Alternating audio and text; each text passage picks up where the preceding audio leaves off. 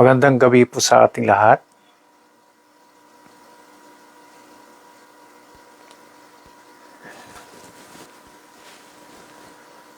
Good evening.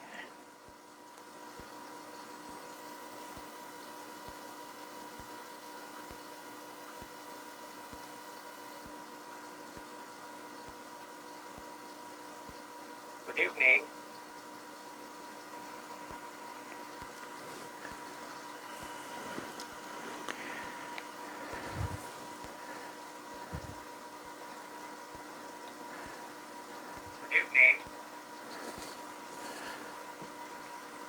Ngayon po ay February 19, 20 and 26.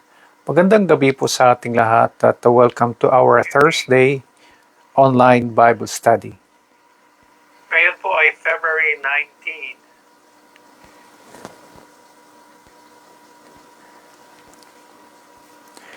19. Magandang gabi po sa ating lahat.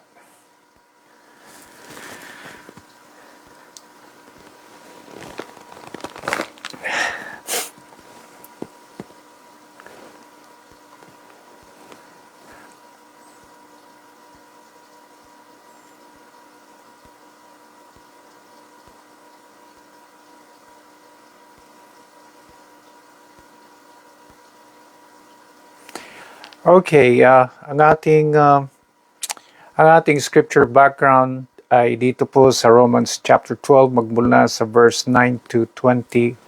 Magandang gabi po sa ating lahat. Ayan si Brother Edgar, magandang gabi. Ayan si Ate Prime. And Sister Jinky, magandang gabi din. Brother Benedict, magandang gabi. At sa ating lahat na nanonood ngayon online, magandang gabi po. Ang ating scripture background ay dito po sa Romans chapter 12 magmula sa verse 9 to 21. Good evening. Ayan si Brother Rocky, magandang gabi din po sa inyo. Ayan si Ate Mel, magandang gabi. Good evening to my family. Ayan si Brother Don. Magandang gabi din po. Si Ate Ermeline, magandang gabi. Yes.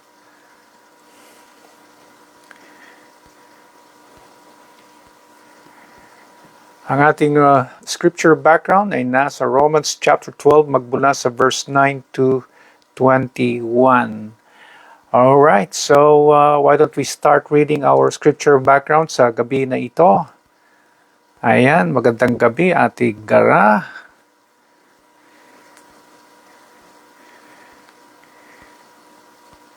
Starting from verse 9, dito po tayo sa Romans chapter 12, verse 9, from verse 9, sabi rito, love must be sincere, hate what is evil, cling to what is good. Be devoted to one another in love. Honor one another above yourselves. Never be lacking in zeal, but keep your spiritual fervor serving the Lord. Be joyful in hope, patient in affliction, faithful in prayer. Share with the Lord's people who are in need. Practice hospitality. Bless those who persecute you. Bless and do not curse. Rejoice with those who rejoice. Mourn with those who mourn. Live in harmony with one another. Do not be proud, but be willing to associate with people of low position. Do not be conceited. Do not repay anyone evil for evil. Be careful to do what is right in the eyes of everyone. If it is possible, as far as it depends on you, live at peace with everyone. Do not take revenge, my dear friends, but leave room for God's wrath. For it is written, "It is mine to avenge. I will repay," says the Lord. On the contrary, If your enemy is hungry, feed him. If he is thirsty, give him something to drink. In doing this, you will heap burning coals on his head. Do not be overcome by evil, but overcome evil with good. Yan po yung ating scripture background. Muli, magandang gabi po sa ating lahat at welcome to our online Bible study. Ngayon po ay February 19, 20, and 26.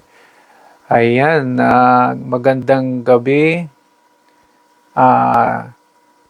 Yes, Ati Lorena, magandang gabi din po. At sa gabi na ito ay ating pagsisikapan na unawain ang isang topic ngayon, at ang topic natin ay nasa verse 19. Sabi po kasi sa verse 19, do not take revenge. Revenge. Yan ang topic natin ngayon, revenge, ang paghihiganti, ang paghihiganti. Now, ano po ba ang revenge or paghihiganti?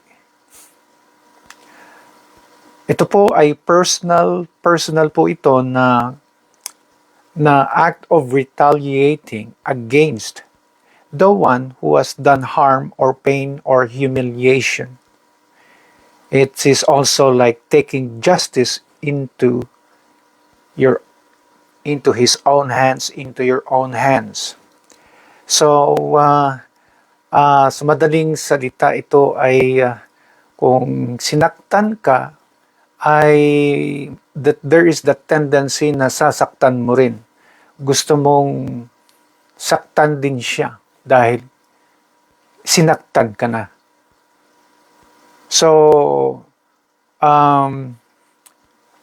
mayroon pala tayong ganon. At dito nga ay nabanggit dito sa Biblia mula sa ating scripture background, at parang sinasabi din po dito na kahit sa panahon na yon ay isa ding issue among sa mga mananampalataya. Kaya ito ay kasama sa Romans chapter 12. At nagbigay ito ng medyo lengthy din na discussion on revenge. Revenge. Maaari din siguro na dito po sa gawain na ito among sa mga mananampalataya ay may nakakaramdam na meron yung temptation na talagang gusto na nila na gumanti. And that must be the reason why it was included in this letter dito po sa Romans chapter 12.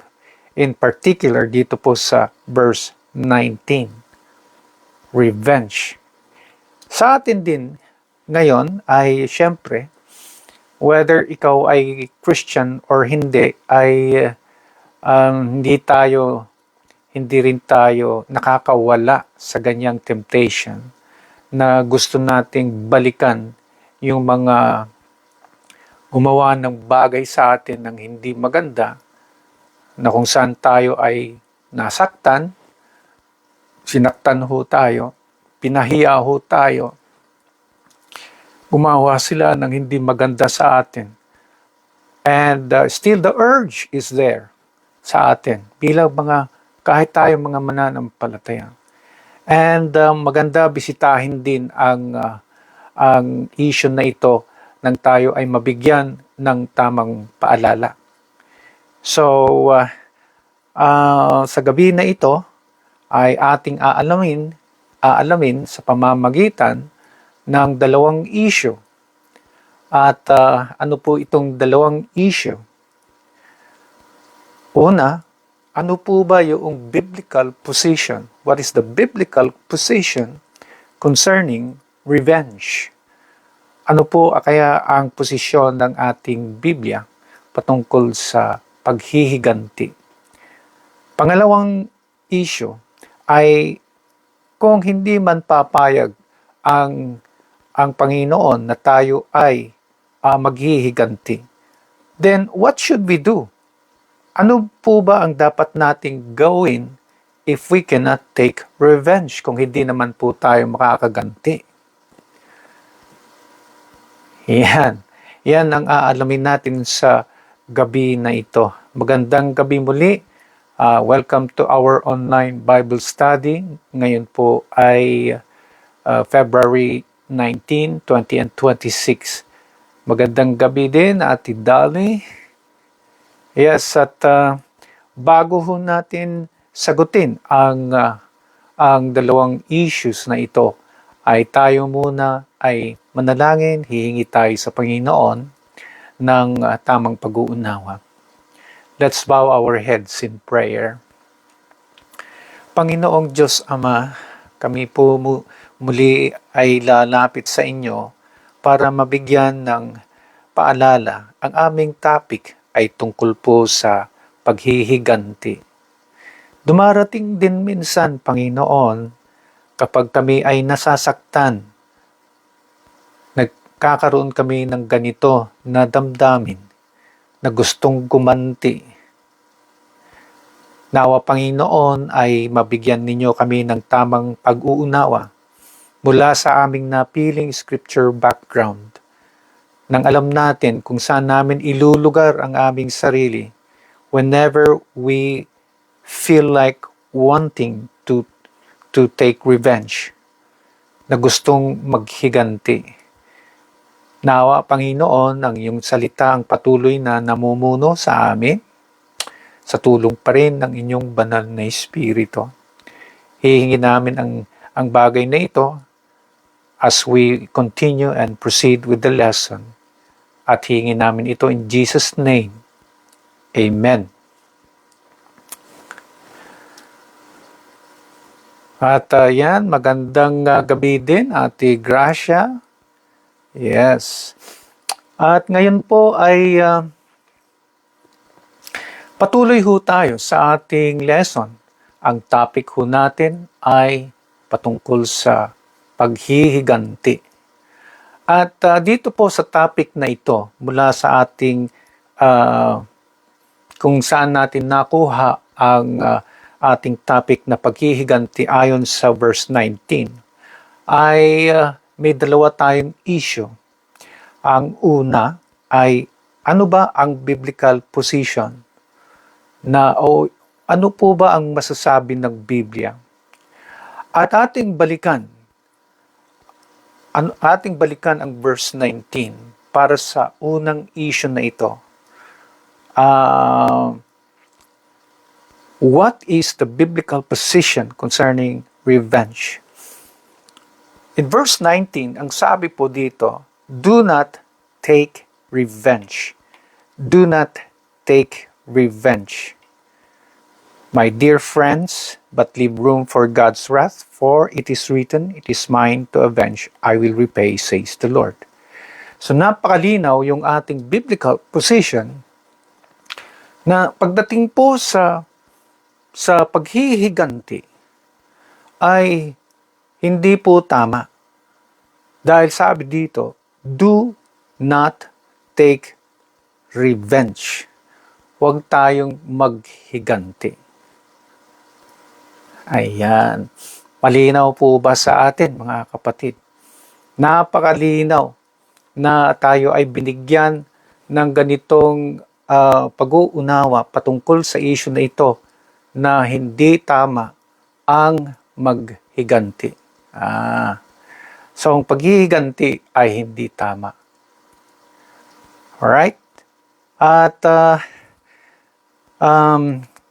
ito din ay naaayon somehow sa mga turo din ng ating Panginoong Jesus. Just a glimpse of what the Lord had been teaching.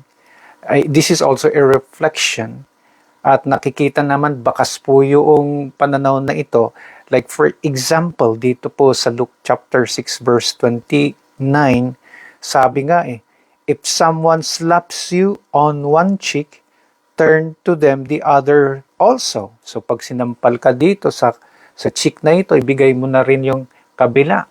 If someone takes your coat, do not withhold your shirt from them. Pati na rin yung ng iyong shirt. Hindi lang yung coat mo, pati daw yung shirt. So you can just imagine the expression behind about revenge. So kaya dito talagang mukhang tayong mga Kristiyano para tayo yung dihado bilang mga mananampalataya.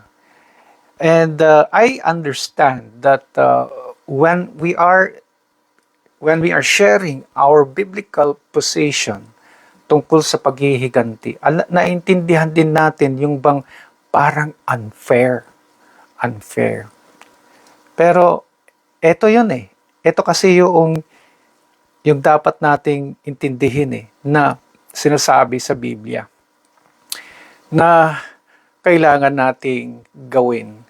It may sound unfair to each one of us, but this is the will of the Lord. Because in verse 19, it's so clear, sinabi po, do not take revenge. And so we have to go to the next issue. Nasagot natin yung first issue kung ano po yung biblical position patungkol sa revenge na nakita natin hindi tama ang maghiganti. Ang susunod na issue, what should we do if we cannot take revenge? So kailangan din natin na masagot ang issue na ito. Kasi dihado ho tayo, hindi po ba? Lord, ano na ang gagawin namin? Kami na nga yung nasaktan. Tapos, ganun lang. May mga ganyan tayong questions, of course. And so, we need to answer this issue. Ano po yung dapat nating gawin if we cannot take revenge? Kung hindi tayo makapaghiganti, ano yung dapat nating gawin? So, tayo ngayon ay dadako sa second na issue at aalamin natin. Meron po mga ilang bagay na gusto kong i-share sa inyo. Yung una po, in answer to the second issue, kung ano yung dapat nating gawin. Again, let us go back to verse 19. Do not take revenge, my dear friends, but leave room for God's wrath. But leave room for God's wrath. For it is written, it is mine to avenge, I will repay, says the Lord. So, yan ang isang bagay na gagawin natin kapag tayo ay susunod sa kalooban ng Diyos na huwag maghiganti. Ang ating magagawa na lang ay number 1, leave room for God's wrath. Leave room for God's wrath. Itong wrath na ito ay yung galit ng Panginoon. At sabi pa nga, it is mine to avenge, I will repay. Ibig sabihin, bahala na si Lord na siya ang gaganti para sa iyo. Yan. So, ibig sabihin, sinasabi dito ng Panginoon, relax ka lang dahil ako na ang bahala na gaganti para sa iyo. And so, number 1, leave room for God's wrath, or let God avenge you. Let God avenge you. Yan ang isa na na kailangan nating gawin. True, we will not take revenge so that we can leave room for God's wrath, so that God can avenge for us. Ayan. Kailangan maniniwala ho tayo na darating ang panahon na ipagtatanggol ho tayo ng Panginoon, that there will be a divine intervention, that God will somehow move on our behalf. Kung hindi man dito sa buhay na ito, ay tiyak na tiyak, doon po sa final judgment ay makikita pa rin natin yan.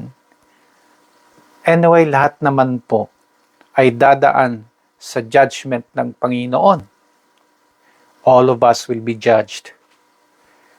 Kung sino man makakalusot sa mga bagay na nagawang hindi maganda o nagawang masama, na labag sa kalooban ng Diyos, hindi pa rin yan makakalusot pagdating ng araw during that day, on the day of judgment.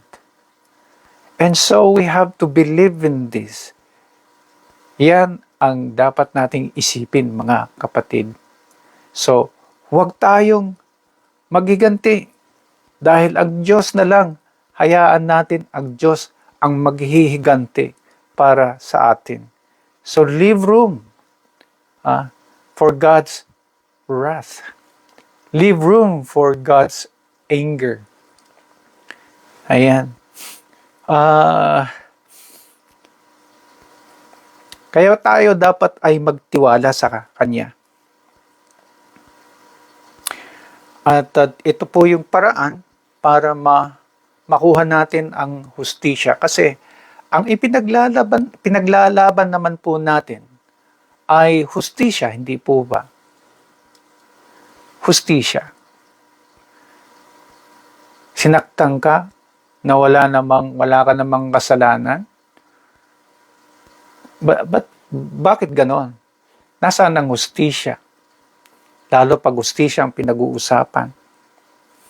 Pero ito, hayaan mo na lang ang Panginoon ang maghihiganti para sa'yo. Amen?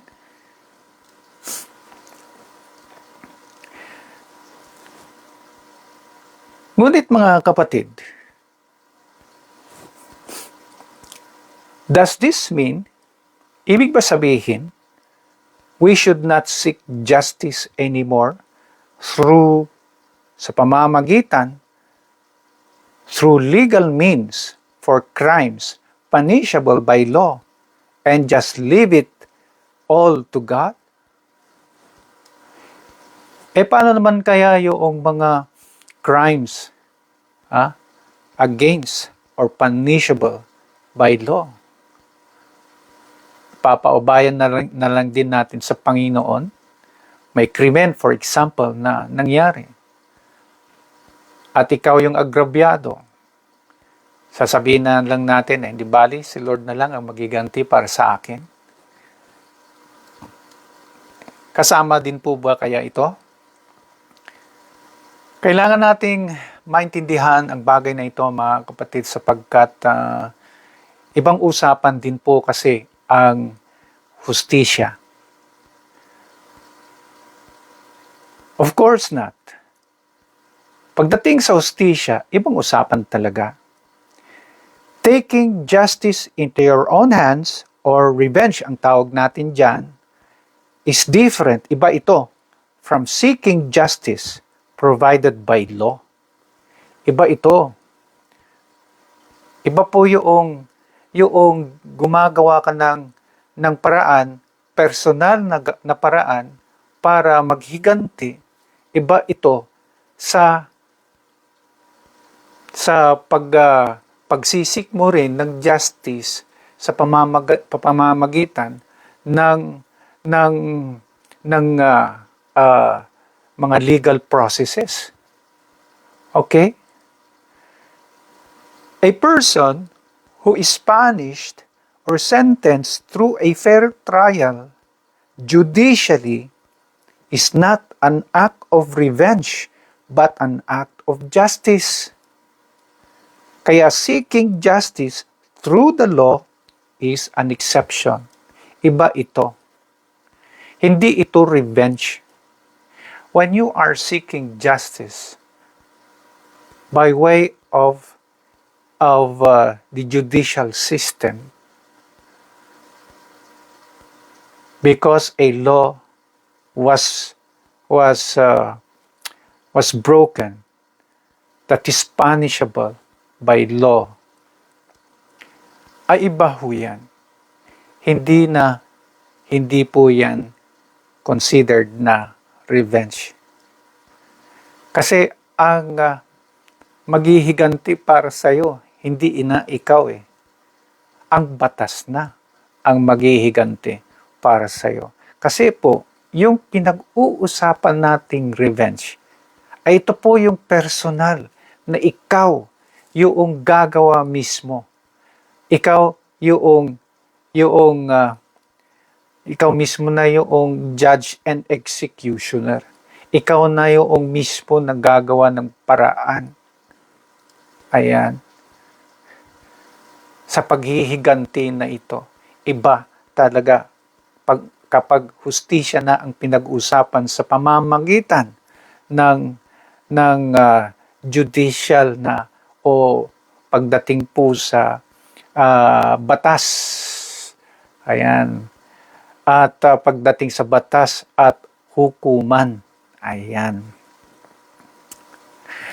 Now, gusto ko pong magbigay ng isang example na kung saan si Apostle Paul ay gumamit din ng paraan na ginamit niya ang kanyang karapatan para mabigyan ng solusyon yung kanyang yung nangyari ho sa kanya. At dito natin makikita na ito ay hindi po issue ng revenge, kundi ito po ay issue o kaya ito ay isang bagay na na paggamit lamang ng iyong karapatan. In Acts chapter 16 verse 37, dito po sa Acts chapter 16 verse 37, at gusto ko pong basahin. Ang nangyari po kasi, ang background nito sa verse sa Acts chapter 16, dumating yung point na sila ay ikinulong, sila po ay pinarusahan, inakusahan at inakusahan at pagkatapos niyan ay dire-diretso na lang na pinarusahan at ikinulong. Pagkatapos niyan ay after a while ay nag-decide yung judge na pakawalan din sila. Nung pakakawalan na sila, ang alam niyo ang sabi ni Apostle Paul sa verse 37 sa Acts chapter 16, "But Paul said to the officers, they beat us publicly without a trial, even though we are Roman citizens, and threw us into prison. And now do they want to get rid of us quietly?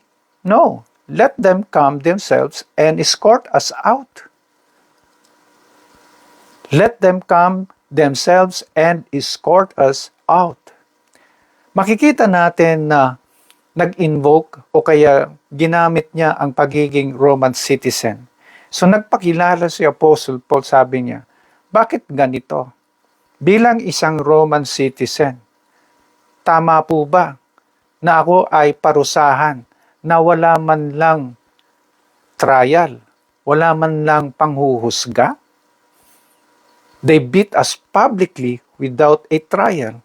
Because, kahit sa Roman law, it is really unlawful for a Roman citizen to be punished without a trial. It is unlawful for a Roman citizen to be punished without a trial. So before a Roman citizen is punished, that Roman citizen must go through a trial sa panghuhusga sa korte ng isang judge. Okay, ano tong verse 37? Is this an act of revenge? No, this is just an exercise of his right in order na masolusyonan yung injustice na nangyari sa kanya bilang isang Roman citizen.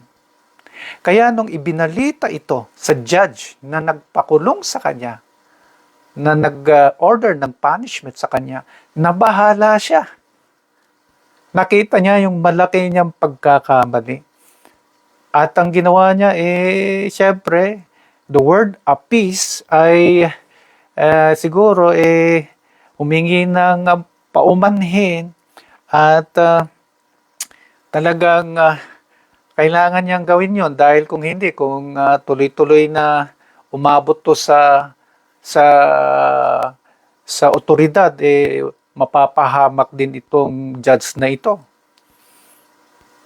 Now, nakita ng judge yung kanyang pagkakamali at inayos ho nila at tinupad nila ang request ni Apostle Paul na i-escort nila sila palabas nang hindi sila sasaktan yung mga tao. Kaya nung sila ay na-escort, at least yan ay pagpapakita ng kanilang pagkakamali on their part na gumawa sila ng isang bagay na labag sa batas.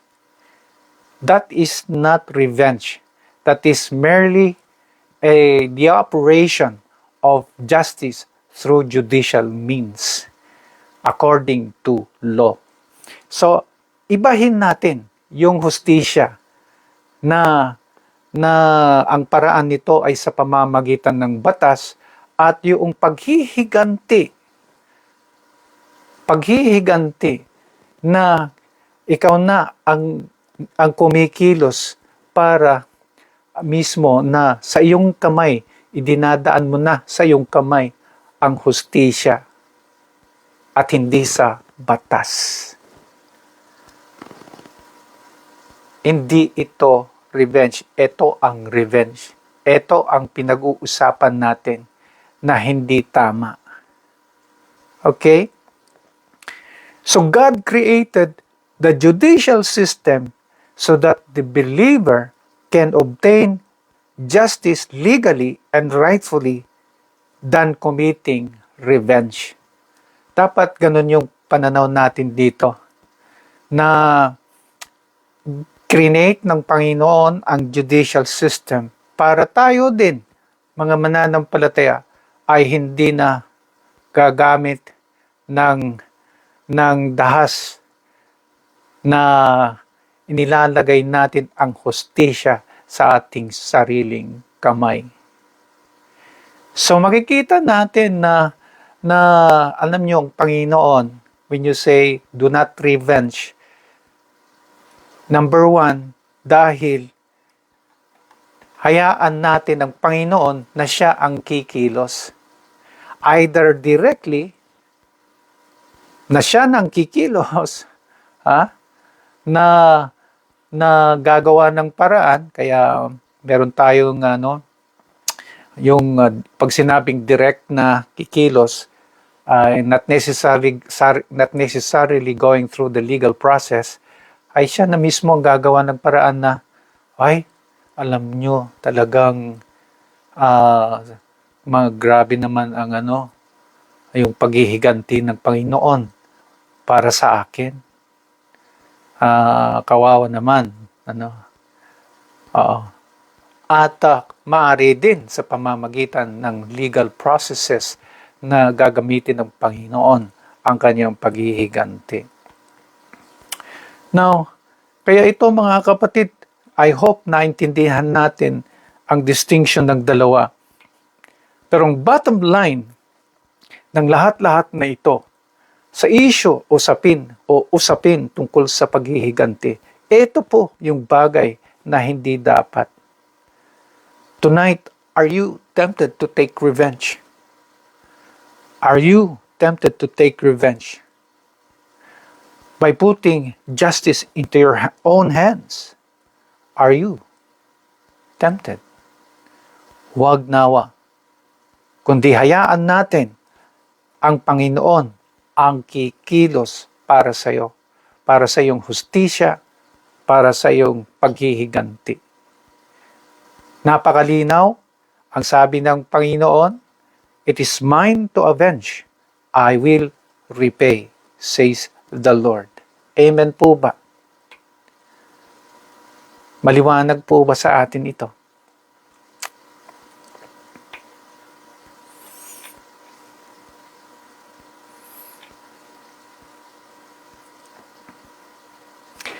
Ang pangalawa, sa verse 14, alam nyo, patindi ng patindi ho yung kailangan natin gawin. Una, ipaubaya natin sa Panginoon, ano? Ito ang pangalawa. Ang pangalawa, verse 14 and verse 20, let me read to you. Bless those who persecute you. Bless and do not curse. Verse 20, on the contrary, if your enemy is hungry, feed him. If he is thirsty, give him something to drink. In doing this, you will heap burning coals on his head. Ano ang sinasabi nito? I-bless daw natin sila. At kapag sila ay gutom, pakainin. Kapag sila ay nauuhaw, bigyan ng maiinom. Ano ang ibig sabihin nito? Number 2, be good to your enemy. Be good to your enemy.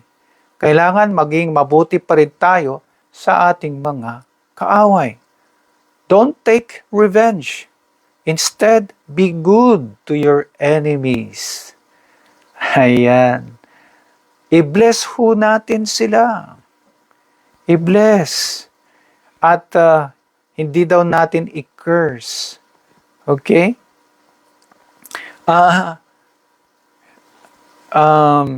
Minsan pag galit na galit talaga tayo, nasa dila na lang natin, dulo ng dila na natin yung pagka-curse, yung parang yung katulad ng matay ka sana. Maganon ba na curse natin na sana tubuan ka ng ganito. Sana ganyan. Hindi maganda. Ang sabi sa Biblia, verse 14, bless. That is actually doing good. At hindi lang yan. Kapag siya ay gutom, pakainin. Anong ipapakain? Lason? Pag siya ay naiinom, uhaw na uhaw, bigyan siya ng tubig. Painumin ng tubig. Or painumin ng lason? Huwag. Pakainin ng masarap na pagkain. Bigyan siya ng tubig para hindi siya yung ma-choke. Kailangan maging mabait tayo. Amen. Okay? Ano to? Reverse psychology? Alam nyo kasi, may mga sinasabi dito ng mga bihasa sa Biblia, ang kanilang commentaries, na sinasuggest na ito palang heaping coals on his head. Ang ibig sabihin nito, yung heaping coals on his head, pag naging mabait tayo na lang, yung maging mabait ka na lang sa iyong kaaway, ang resulta ay you will be heaping coals on his head, sabi sa verse 20. Ang ibig pala sabihin nito ay ang resulta nito ay yung kaaway will feel ashamed or realize his wrongdoings. Para siya ay matauhan sa kanyang pinaggagawa sa iyo.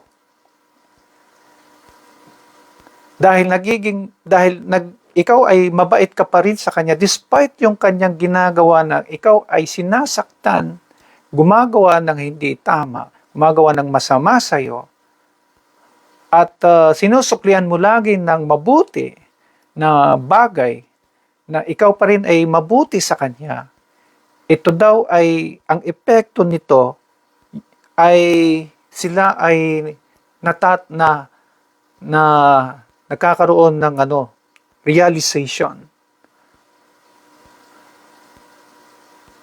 Natatauhan na tawag doon, yung nga na self-realization, na natauhan, yan, na marang siguro nahihiya, na nagbibigay ng hiya sa kanya, na parang na-realize niya, mali din ata ako.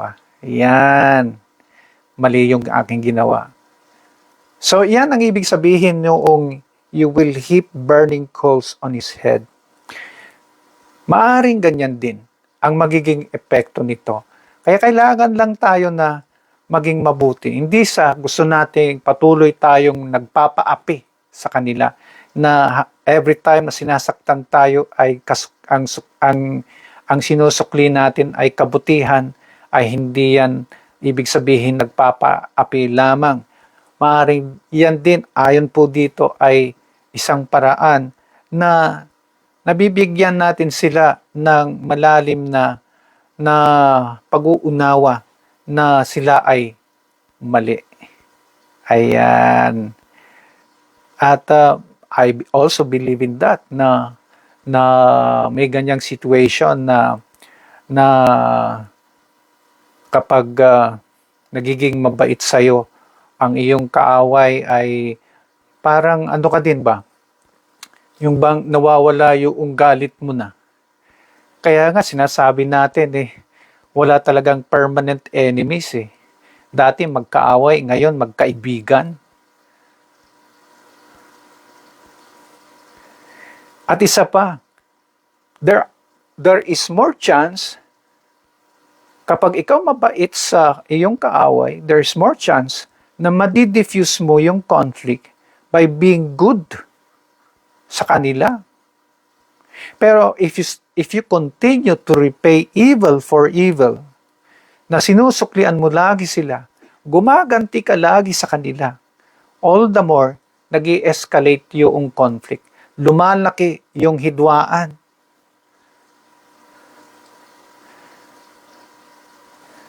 Sinaktan ka, sinaktan mo rin. Dahil nasaktan din siya, sinaktan ka na naman, sinaktan mo rin siya. Ayan, palitan ng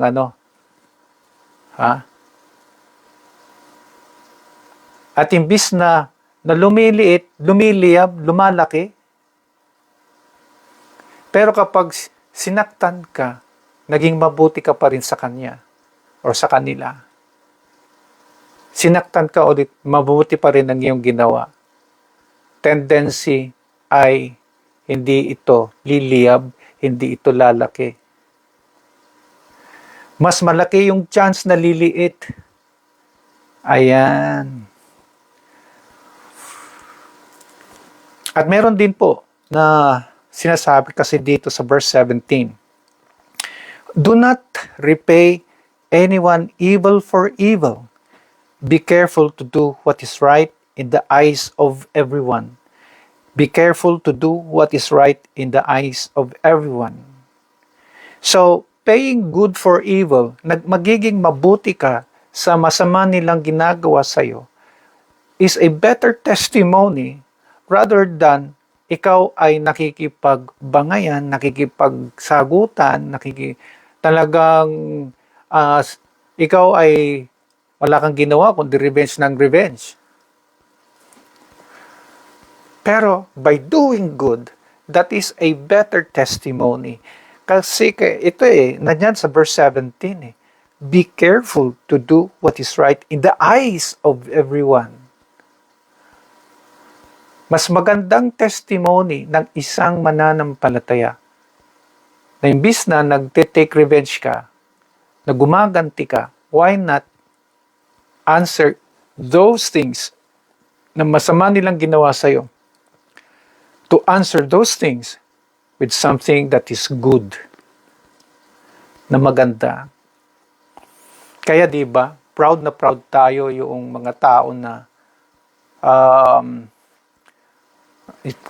talaga naman itong tao na ito, kahit anong klase na dumi, klase na sinapin yung bagay na sinasaktan nila ang tao na ito, siya wala siyang imik, wala siyang ginawa kundi maganda, kundi mabuti. Parang mas proud tayo sa tao na ito kaysa yung bato ng hindi maganda, away ng away na walang ginawa kundi mag-revenge, di ba? Mas maganda ang tingin natin dito kaysa itong walang ginawa kundi mag-revenge. Pero itong tao na ito walang ginawa kundi mabuti lang. Ayaw niyang gumanti at lahat na ginawa sa kanya sinusiklihan niya ng maganda at tama at mabuti. Focus lang siya sa maganda, focus lamang siya sa mabuti. Mas proud tayo dito. Di po ba? Kaya, be good to your enemy. Kailangan natin maging good. Amen. Malay mo natin. Baka dito po tayo, yung bang ma-realize na itong kaaway natin na ito ay madadala natin one day sa Panginoon. At siya din ay kapag ito ay hindi Kristiyano, one day darating yung time na magiging Kristiyano din siya. Dahil sa ipinapakita nating kabutihan. Na imbis na nakikipag-away tayo, in the name of revenge, ang ginamit natin ay kabutihan. Ang nangyari tuloy, nahikayat natin siya na maniwala sa ating Panginoong Hesus. At siya din ay sasampalataya sa ating Panginoon at susunod sa kanyang kalooban at siya ay magiging katulad natin sa pananampalataya. Be careful to do what is right in the eyes of everyone. Testimony ho natin yan. So be good to your enemy. Ang pangatlo, dito po sa verse 16, live in harmony with one another. Do not be proud, but be willing to associate with people of low position. Do not be conceited. So, itong verse 16, dito po sa loob ng ating scripture background ay binanggit din yung mamuhay na makasama sila. Live in harmony with one another or willing to associate. Ibig sabihin, number 3, you must be willing to fellowship with your enemy. So, yung sagot natin sa ikalawang issue kanina ay sabi natin, una, by the way, yung issue natin, yung second issue, ano yung dapat nating gawin if we cannot take revenge? Number 1, sabi natin, una, leave room for God's wrath. Pangalawa, sabi natin, be good to your enemy. At ang pangatlo, ito na po yun, willing to fellowship with your enemy. Willing to fellowship. Live in harmony or willing to associate. Pero ang katotohanan, mahirap to. Kaya napakahirap itong gawin din. Di po ba? Imagine, kaaway mo. Gusto mo bang makitabi sa kaaway mo? Ha? Gusto mo bang makipagkwentuhan sa taong kung saan ikaw ay galit na galit? Tuwing nakikita mo ang mukha niya, kumukulo ang iyong dugo. Di ba? Pero alam nyo, ang kausap kasi dito ng salita ng Diyos ay mga mananampalataya. Iba ho tayo sa mga hindi. Ibahin natin ito. Kung ang mundo ganon ang pananaw na kapag nakita mo ang iyong kaaway, huwag kang makipagkwentuhan dyan. Huwag kang makipag-associate dyan. Huwag kang makipag-fellowship dyan. Yan ang turo ng mundo eh. Pero ang Biblia, live in harmony and willing to associate. Kailangan willing tayo pa rin na makipag-fellowship sa kanila.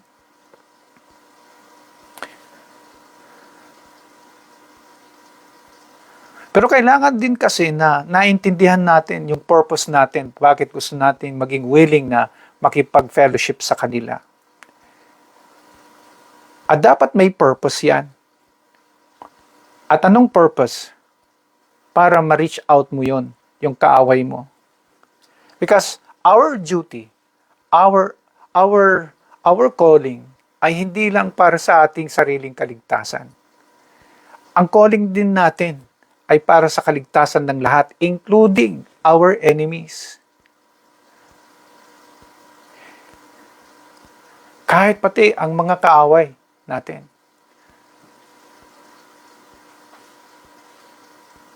Kaya nga merong naliligtas na kaaway. Pero walang maliligtas kung hindi natin sila lalapitan. And what does it take to fellowship with your enemies? What does it take? Ano ang sabi sa verse 16? Do not be proud. Do not be conceited. Eh di syempre, ang sagot dyan, be humble. Be humble. There is no other way to see yourself fellowshipping with your enemy with pride still in your heart. Pero kung ikaw ay punong-puno ng humility, pagpapakumbaba, yan, may possibility na makaka-fellowship mo pa rin ang iyong kaaway. Alang-alang na maabot ang taon na ito para sa Panginoon. Tama? We need to let go of our pride to be able to reach out to our enemies. Because unless na mag-humble tayo, hindi talaga tayo makakapag-fellowship sa kanila. And so the question, or the challenge, I should say, the challenge is, willing ba tayo to set aside yung pride natin at mag-humble na lang in order to fellowship with our enemy?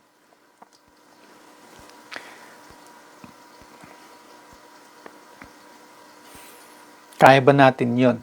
Yun ang challenge dyan. At ang pang-apat, which is the last one, na gusto kong i-share sa inyo as to the issue na ano ang dapat nating gawin kung hindi naman tayo pwede na maghiganti. Number 4, be at peace with your enemy. Be at peace with your enemy. Verse 18, if it is possible, as far as it depends on you, live at peace with everyone. Live at peace with everyone, including your enemies. Kailangan mamuhay tayo na mapayapa alongside with your enemies. Now, kung titignan natin, parang iba ang dating yung verse 18, di po ba? Kasi sabi dito, if it is possible, as far as it depends on you. Parang ang dating kasi parang optional Yung if it is possible or as far as it depends on you, parang optional bahala ka na kung gagawin mo yan o hindi.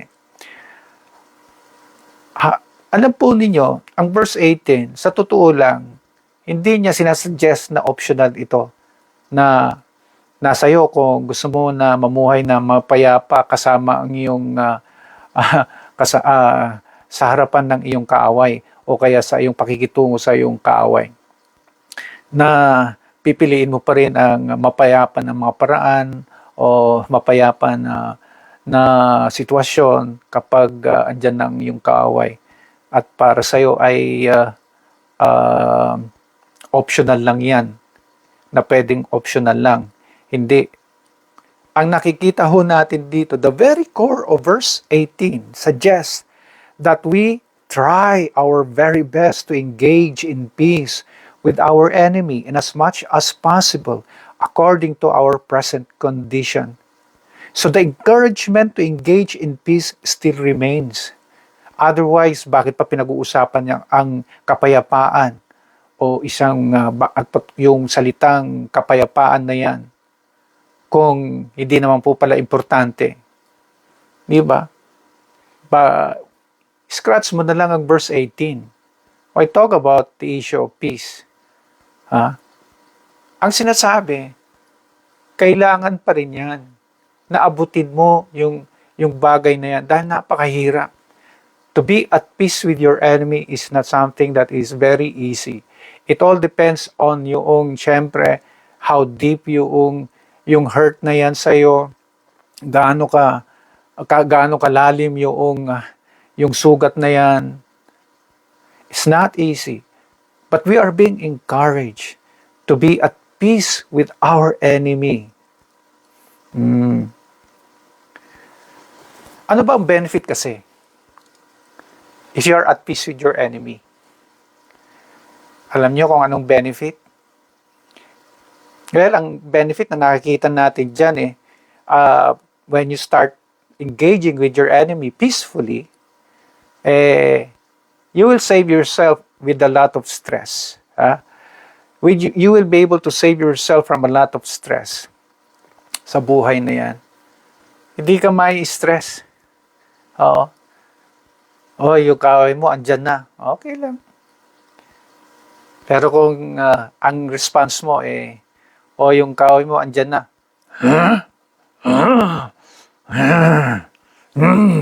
Di ba, nakaka-stress yan.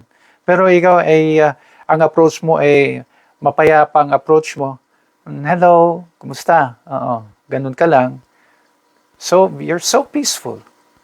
Mawawalan ka ng mawawala yung stress sa'yo.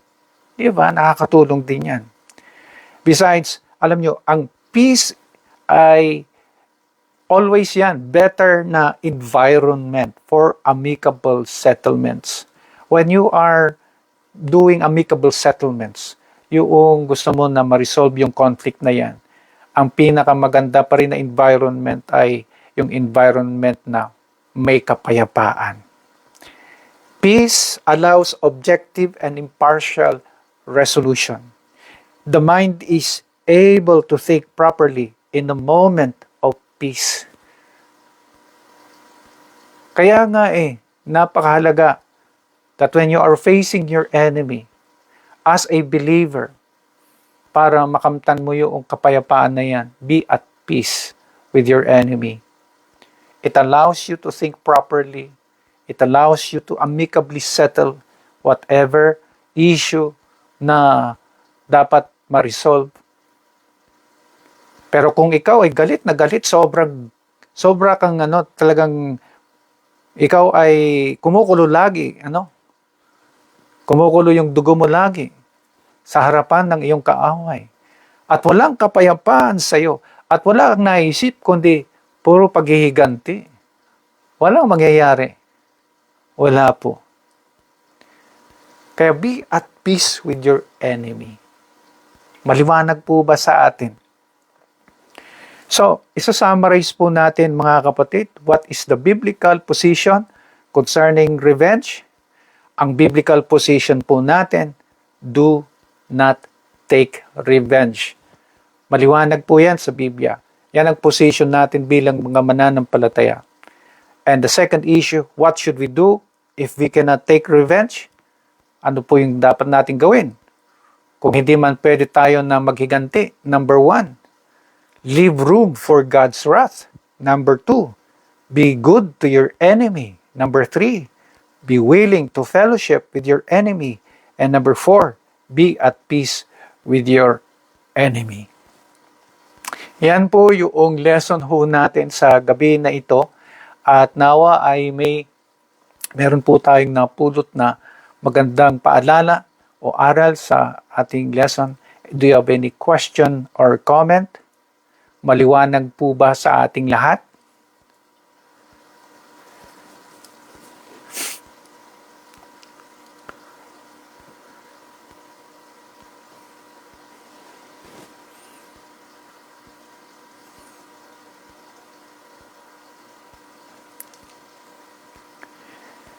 Kung wala po tayong question or comment, I would just like to give you one final word.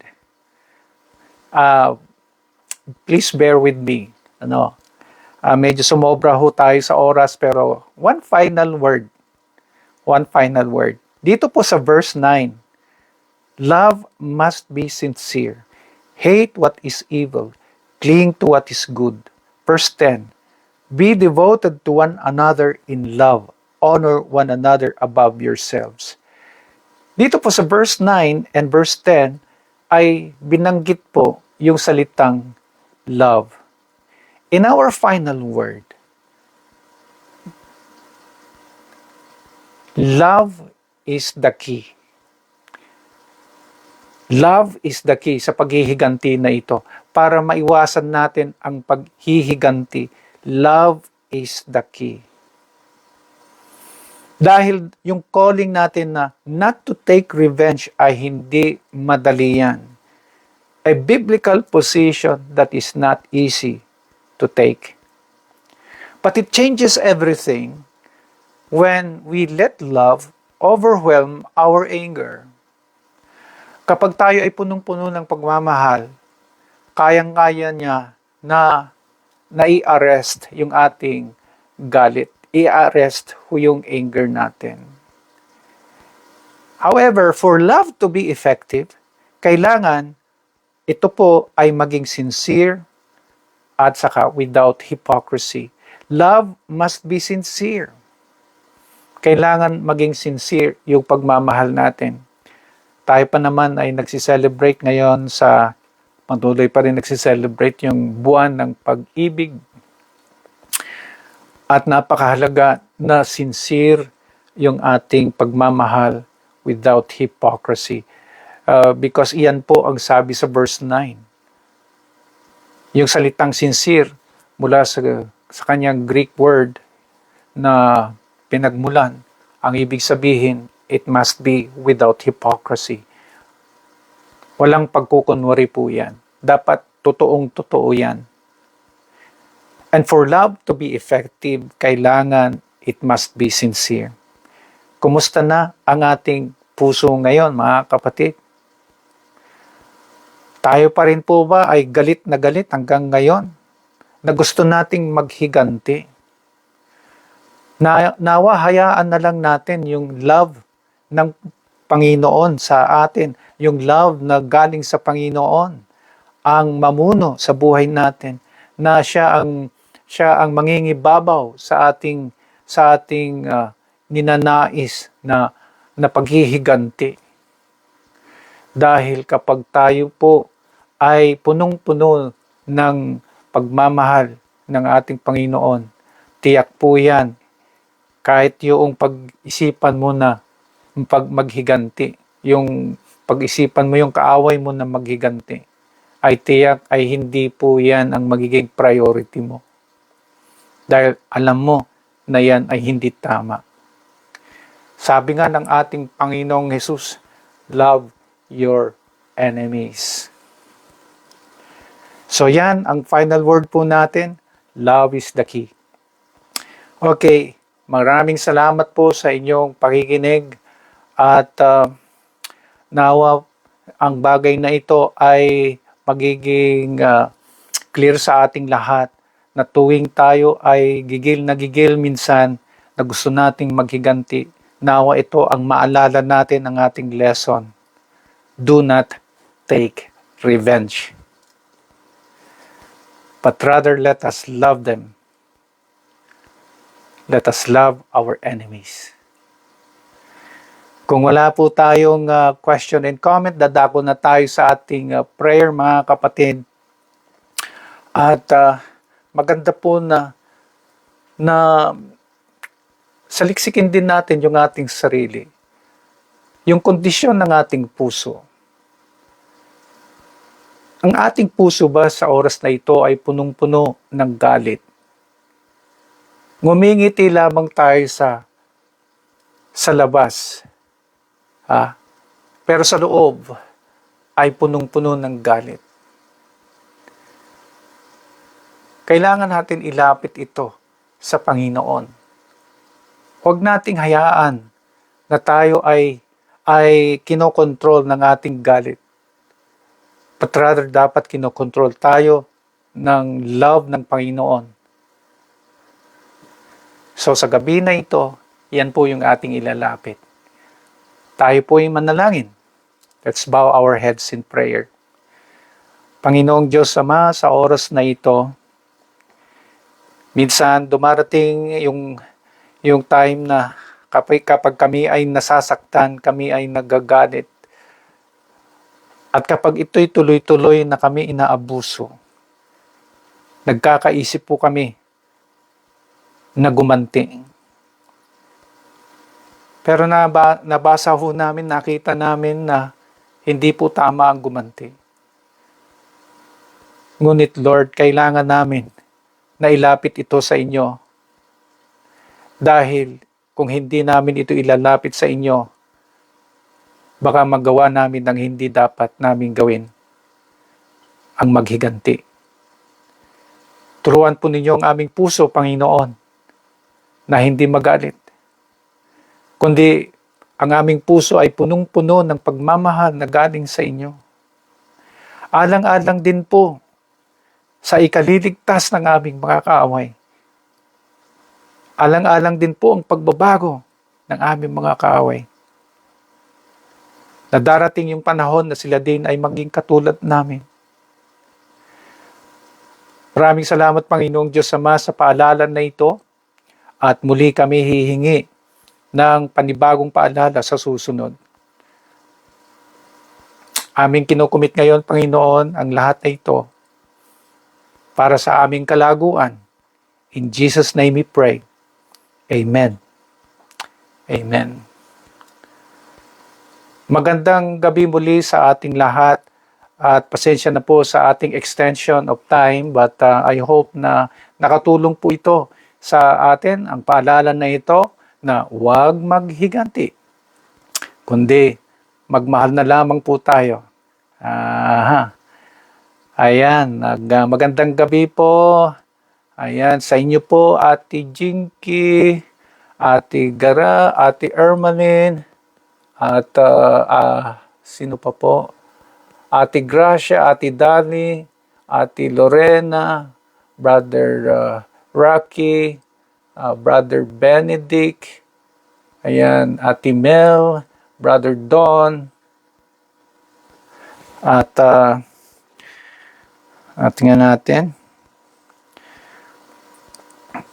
Sa mga nagbigay ng reaction, ayan si Ate Lerma, ayan si Ate Jade, Ate Julie, Brother Teng, ayan si Sister May, ayan Brother Edgar, ayan Ate Ermeline, Ate Gara, Sister Ruth, ayan, si Pastor Sheen, hello. Alright, ayan. Okay po, ayan si Brother Don. Magandang gabi po uli sa ating lahat at see you again next Thursday. Sa inyo po na hindi po nakapagbigay ng reaction or comment o kaya hindi ko man nakita ang inyong reaction or comment. Maraming salamat sa inyong pakikinig. Until next week ulit, see you again sa next Bible study. God bless sa inyong lahat and Happy Hearts Month sa ating lahat. Okay, ito na po yung ating signing off. God bless po and see you next Thursday.